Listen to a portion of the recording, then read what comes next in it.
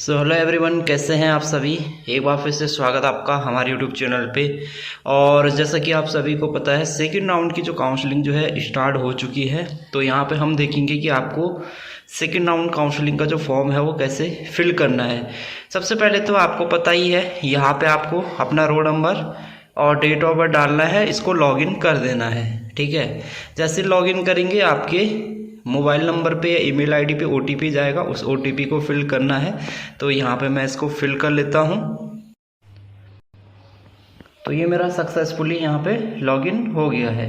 Same 3 steps है यहाँ पे, काउंसलिंग फी और प्रेफरेंस यहाँ पे आपको डालना है। ठीक है, बीएससी नर्सिंग का मैं यहाँ पे देख रहा हूँ, कोर्स अप्लाई बीएससी नर्सिंग के लिए मैं यहाँ पे बता रहा हूँ। इसको आपको करना क्या है, नेक्स्ट कर देना है। सबसे नीचे आपको नेक्स्ट दिखेगा, इसको आपको क्या कर देना है, यहाँ पे नेक्स्ट का ऑप्शन है, इसको आप नेक्स्ट कर देंगे। ठीक है, अब जैसे मैंने नेक्स्ट किया है, यहाँ पे देखो काउंसलिंग फीस का फिलहाल यहाँ पे दिया नहीं, इन्होंने सीधे प्रेफरेंस सिलेक्शंस के लिए दे दिया। तो सेकेंड राउंड की काउंसलिंग के लिए जो फीस है, फिलहाल मैंने बीएससी नर्सिंग का यहाँ पे डाल रहा हूँ। फीस अभी मुझे कोई फीस यहाँ पे नहीं पड़ी है। अब यहाँ पे सीधे मुझे प्रेफरेंस का ऑप्शन आ गया है। ठीक है, तो अब यहाँ पे मुझे चूज करना है कॉलेज। तो सबसे पहले यहाँ पे कॉलेज के नाम आ रहे हैं। बीएससी नर्सिंग के लिए बता रहा हूँ, तो यहाँ पे बीएससी नर्सिंग के जो गवर्नमेंट कॉलेज हैं वो यहाँ पे आ रहे हैं। ठीक है, तो मैं एक एक करके सारे कॉलेज यहाँ पे डालूँगा। सबसे पहले तो मुझे डालना है गवर्नमेंट जो नर्सिंग कॉलेज गोपेश्वर। तो यहाँ पे देख लेते हैं गोपेश्वर का नाम आ रहा है या नहीं आ रहा है। ठीक है, हल्द्वानी, पिथौरागढ़, चमोली। ठीक है, पहला मैंने डाला और इसको आप क्या करेंगे, इसको सेव भी करते जाना है। ठीक है, इसको आप क्या करना है, सेव भी करते आपको जाना है। मैंने ऑलरेडी आपको बताया है किस तरीके से आपको प्रेफरेंस चूज करनी है। फिर से हम यहाँ पे कॉलेज लिस्ट पे जाएंगे और यहाँ पे दूसरा कॉलेज हम डाल देंगे, state college of nursing Dehradun. इसको चूज कर देंगे और यहाँ से इसको मूव कर देना है इस साइड को। इसको हम सेव, 2 सेलेक्ट हो गए।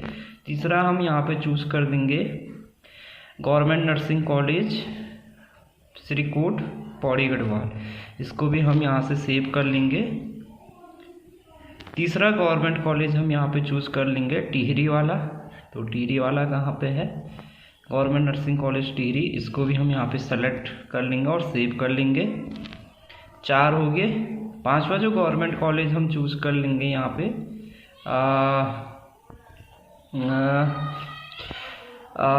पांचवा हम यहाँ पे जो है कौन सा चूज करें, अल्मोड़ा हल्द्वानी यहाँ पे चूज कर लेते हैं। ठीक है,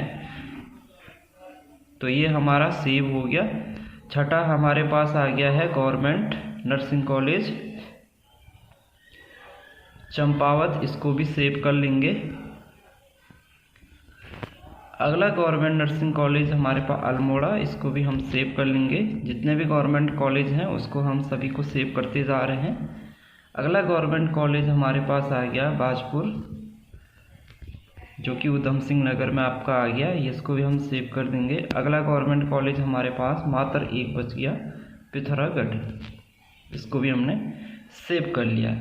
तो 9 कॉलेज हैं सरकारी, वो सारे के सारे मैंने सेलेक्ट कर दिए। अब प्राइवेट तो मुझे चूज करने नहीं है। यहाँ पे आपको सारे जो है कॉलेज यहाँ पे दिखेंगे सीरियल वाइज। पहले नंबर पे आपको दिख रहा है गोपेश्वर, दूसरे नंबर पे देहरादून, तीसरे पे श्रीनगर, चौथे पे टिहरी, 5वें पे हल्द्वानी, 6ठे पे चंपावत, 7वें पे अल्मोड़ा, 8वें पे बाजपुर, 9वें पे पिथौरागढ़। ठीक है, इनको सेव कर लेंगे प्रेफरेंस को, इसको कन्फर्म कर लेंगे। प्रेफरेंस हमारा सेव हो चुका है।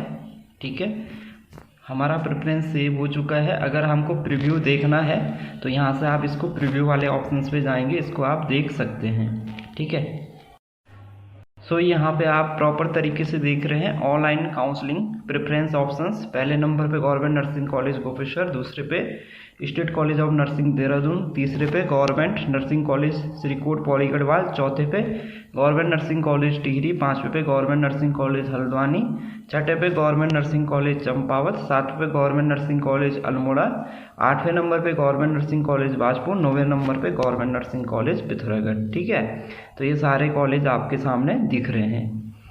ये हमारे सारे क्या हो गए, सेव हो चुके हैं। ठीक है, ये हमारे क्या हो गए, सारे क्या हो गए हैं, सेव हो चुके हैं।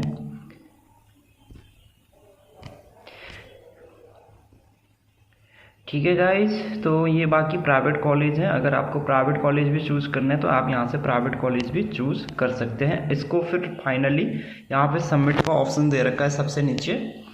ठीक है, सबमिट का ऑप्शन दे रखा है, इसको आपको क्या कर देना है, सबमिट कर देना है। एप्लीकेशन सबमिटेड सक्सेसफुली, ये हमारा सक्सेसफुली क्या हो जाएगा, सबमिट हो चुका है। अब इसको आपको यहाँ से आपके पास में डाउनलोड का ऑप्शन है, इसको आपको डाउनलोड कर लेना है। ठीक है, तो ये आपका क्या है, इससे आपका डाउनलोड हो जाएगा। यहाँ पे नीचे प्रिंट का ऑप्शंस भी दिख रहा है आपको, यहाँ से आप प्रिंट भी निकाल सकते हैं और इसको आप सेव भी कर सकते हैं। ठीक है, इसको आप सेव भी कर लेंगे और डाउनलोड भी कर लेंगे, प्रिंट भी करा लेंगे।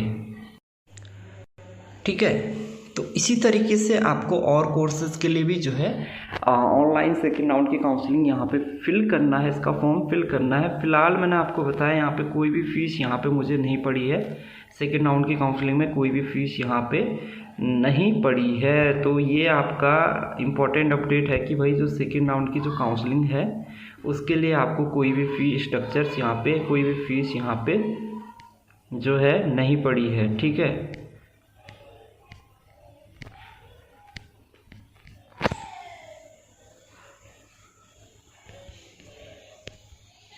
और यहाँ पे साफ साफ लिखा हुआ है कि भाई उसे, यदि कोई अभ्यर्थी फर्स्ट राउंड की काउंसलिंग में उपरोक्त बिंदु में उल्लिखित विवरणानुसार शुल्क जमा कर अपना रजिस्ट्रेशन करवा चुका है और वह सेकेंड काउंसलिंग में पार्टिसिपेट करना चाहता है तो उसके लिए कोई भी रजिस्ट्रेशन फी यहाँ पे नहीं देना पड़ेगा। अब फीस किन किन को देना पड़ेगा यहाँ पे देखो। ठीक है, एक चीज़ यहाँ पे देखो, फीस किन कैंडिडेट को यहाँ पे पड़ेगी वो आप यहाँ पे मैं आपको बता देता हूँ। ठीक है, देखो, अभ्यर्थी को काउंसलिंग बोर्ड द्वारा फर्स्ट या सेकंड राउंड की काउंसलिंग के आधार पर सीट आवंटन की कार्रवाई में जो आवंटित हुई सीट पर प्रवेश हेतु निर्धारित अंतिम तिथि के अंदर संबंधित इंस्टीट्यूट में समस्त औपचारिकताएं पूर्ण कर प्रवेश लेना अनिवार्य होगा, अन्यथा की दशा में उसे सीट विशेष को रिक्त मानते हुए अगली काउंसलिंग में पुनः सम्मिलित किया जाएगा।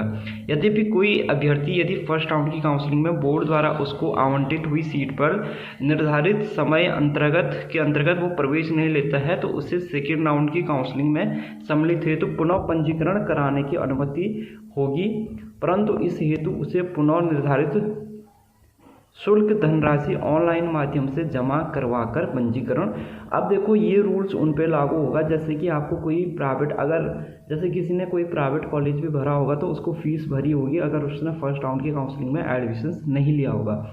अब जिनको फर्स्ट राउंड की काउंसलिंग में कोई भी सीट अलर्ट नहीं होगी उनको कोई भी फीस यहाँ पे नहीं मिलेगी, कोई भी फीस उनको यहाँ पे नहीं देनी होगी सेकेंड राउंड में। लेकिन अगर जैसे किसी ने फर्स्ट राउंड में किसी को कोई सीट अलॉट हो गई है और उसने एडमिशन नहीं लिया है तो अगर वो सेकेंड राउंड की काउंसलिंग करवा रहा है तो उसको वहाँ पे रजिस्ट्रेशन फीस देनी होगी। ठीक है, यदि किसी अभ्यर्थी को काउंसलिंग बोर्ड द्वारा प्रथम चरण में सीट आवंटित होती है और उसके द्वारा प्रवेश हेतु निर्धारित समय के अंतर्गत संबंधित आवंटित संस्थान में प्रवेश प्रक्रिया पूर्ण कर ली जाती है तो उसे सेकेंड राउंड की काउंसलिंग में सीट को अपग्रेड करने हेतु पुनः पंजीकरण कराने की अनुमति होगी, परंतु उस कंडीशन में उसे कोई भी रजिस्ट्रेशन फीस नहीं देनी होगी। यदि अभ्यर्थी जिनके द्वारा फर्स्ट राउंड की काउंसलिंग में जो सीट अलॉटेड हुई है उसके जो समय दिया है उसके अंतर्गत अगर उसने एडमिशन प्रक्रिया पूर्ण कर ली हो और वह सेकेंड राउंड की काउंसलिंग में सीट आवंटन की कार्रवाई में नियमानुसार सम्मिलित होकर उस सीट को अपग्रेड कराना चाहते हैं तो उसको इनकी अनुमति उनको होगी, परंतु सीट आवंटन की कार्रवाई केवल अभ्यर्थी की उत्तराखंड ANM GNM जो है उसकी मेरिट एवं सेकेंड राउंड की काउंसलिंग में जो सीट होगी उसके आधार पर ही होगी। एक बार सीट को अपग्रेड कर दिया है तो यदि अभ्यर्थी को काउंसलिंग बोर्ड द्वारा दूसरे इंस्टीट्यूट की सीट आवंटित कर दी जाती है तो पहले से तो वहाँ पे उसका ये तो चलो कोई नहीं, ये तो सीट अपग्रेड का है, ठीक है। यदि किसी अभ्यर्थी को सीट प्रथम राउंड में सीट अलॉटेड होती है और उसके द्वारा उस टाइम पे जो टाइम दिया गया है उसके टाइम के अंतर्गत अगर वो एडमिशन नहीं लेता है तो वो सेकंड राउंड की काउंसलिंग करवा सकता है, लेकिन उसको यहाँ पे रजिस्ट्रेशन फीस देनी होगी। तो ये कुछ कंडीशंस हैं, टर्म एंड कंडीशंस की भाई कुछ कैंडिडेट के लिए फ़ीस यहाँ पर रजिस्ट्रेशन फ़ीस देनी होगी, कुछ के लिए नहीं देनी होगी। ठीक है, तो आप समझ गए होंगे जिनको ऑलरेडी सीट अलॉट होगी है फर्स्ट राउंड में, उन्होंने एडमिशन्स लिया या नहीं लिया है, उनको सेकेंड राउंड की काउंसलिंग करवानी है तो उनको यहाँ पे फीस रजिस्ट्रेशन फीस देनी होगी। अगर उन्होंने एडमिशन्स ले लिया है, सीट अपग्रेड वो करवा सकते हैं, उस कंडीशंस में फ़ीस नहीं पड़ेगी। लेकिन अगर उन्होंने देखो फर्स्ट राउंड की जो काउंसलिंग में कॉलेज अलॉटेड हुआ है उसमें एडमिशन्स नहीं लिया और सेकेंड राउंड की काउंसलिंग में बैठ रहे हैं तो यहाँ पर उनको रजिस्ट्रेशन फीस देनी होगी। ठीक है।